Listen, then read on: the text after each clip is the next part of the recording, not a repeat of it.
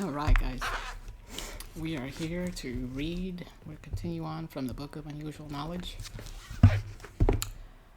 The next topic of the day is 3 pages long. We got a note here. Okay.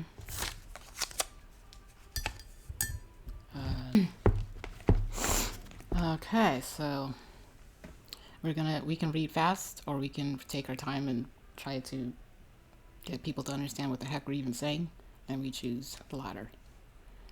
Each year, more than 30,000 people compete in the Marine Corps Marathon, which finishes next to Arlington Cemetery, the resting place of American war dead just outside Washington, D.C. As runners climb the final hill near the finish line, they are inspired by the Marine Corps War Memorial, the 60-foot tall statue of leathernecks raising a flag over Iwo Jima's Mount Suribachi. Few realize that the iconic image depicts not the first but the second flag that was hoisted at Iwo Jima. The famous emblem raising took place shortly after noon on February 23, 1945. This happened about 90 minutes earlier. For 4 days, thousands of U.S. Marines were killed or wounded while battling toward the volcanic mount that dominates the island. The Japs had the whole beach zeroed in. Most of the fire was coming from Suribachi, said Corporal Charles W. Lindbergh, one of the first flag's raisers. Capturing Mount Suribachi. Lieutenant Colonel Chandler W. commanded the 2nd Battalion, the 28th Regiment, 5th Marine Division. His task was to capture the top of Suribachi. On the morning of February... Don't let me hear you say February. February. There's an R in February. The company scouted a path to the crest. He assigned the mission to 40 Marines from 2nd Battalion's Company F. Johnson and gave the company commander, 1st Lieutenant Harold G. Schreier, an American flag that measured 54 by 28 inches. If you get to the top, Johnson told Schreier, raise it. One of the patrol's members was Sergeant Ernest Ivy Thomas. On February, 2 days before the flag was raised, he had taken command of his rifle platoon after its leader was wounded. Armed with only a knife after his rifle was shot away, he repeatedly braved enough enemy mortars and machine guns while directing tanks against bunkers at the base of Suribachi. Led by Lieutenant Schreier, the patrol began its climb at 0800 hours on February 23rd, with Lindbergh lugging a 72-pound flamethrower. That's 8 a.m. 10:15, that's 10:15 a.m., and were attacked by a small Japanese force. While the skirmish continued, Thomas and another man scrounged up a 20-foot-long iron pipe at 10:20 tied the flag to it, carried it to the highest spot we could find, and raised it. Hoisting the ensign was Lindbergh, Thomas, and Schreier, along with Sergeant Henry Hank O. Hansen, Private First Class Louis C. Charlo, and Private First Class James Michels. Michels? I think it's Michelle's. Michels. I think that's Michelle's.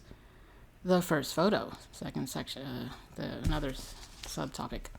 Sergeant Lou Lowry, a photographer for Leatherneck magazine, took a photo of the flag raising. While he snapped the picture, a Japanese soldier tossed a grenade nearby. Just in time, Lowry threw himself over the crater slip. He landed 50 feet below. His camera's lens smashed, and yet his film remained intact. After the raising, all hell broke loose below, said Lindbergh. Troops cheered, ships blew horns and whistles, and some men openly wept. Make it a bigger one!